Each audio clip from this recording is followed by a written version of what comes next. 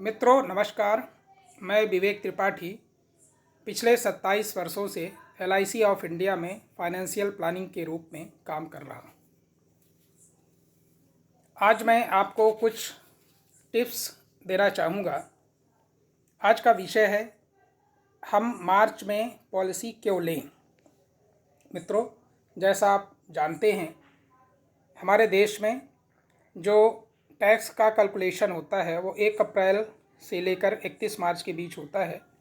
अतः आप अपने इनकम टैक्स की बचत करने के लिए 31 मार्च के पूर्व 1.5 लाख रुपए तक जो भी राशि जमा करेंगे उसमें धारा 80C के तहत आपको इनकम टैक्स बेनिफिट मिलेगा जो कि आपकी बचत करेगा।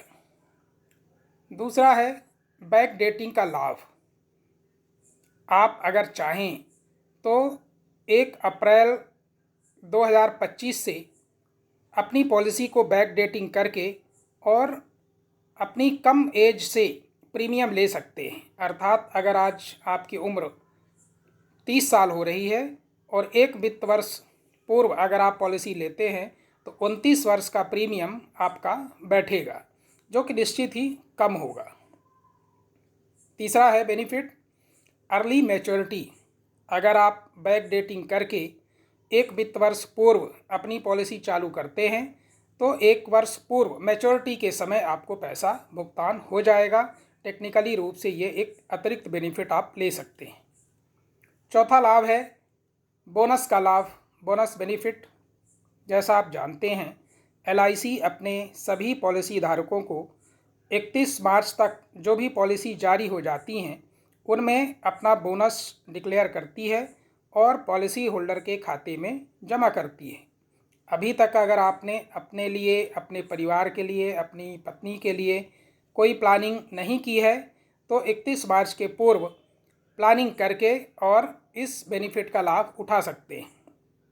अर्थात भले ही आपने वित्त वर्ष के 11 महीने बिता दिए हैं लेकिन अगर आप मार्च में पॉलिसी लेंगे तो आपको पूरे एक वित्त वर्ष का बोनस का लाभ मिलेगा और यह निश्चित ही बहुत ही फायदेमंद फीचर है। पांचवा है बेहतर फाइनेंशियल प्लानिंग। अगर अभी तक आपने अपने पूरे वित्त वर्ष का हिसाब किताब कर लिया है, कितना आपने आय अर्जित की है, कितना आपने व्यय किया है, आपका कितना टैक्स बन सकता है, उस हिसाब से आप अपनी सेविंग करके LIC की पॉलिसी लेकर उसमें प्रीमियम जमा करके 1,50,000 रुपये तक का टैक्स बेनिफिट ले सकते हैं।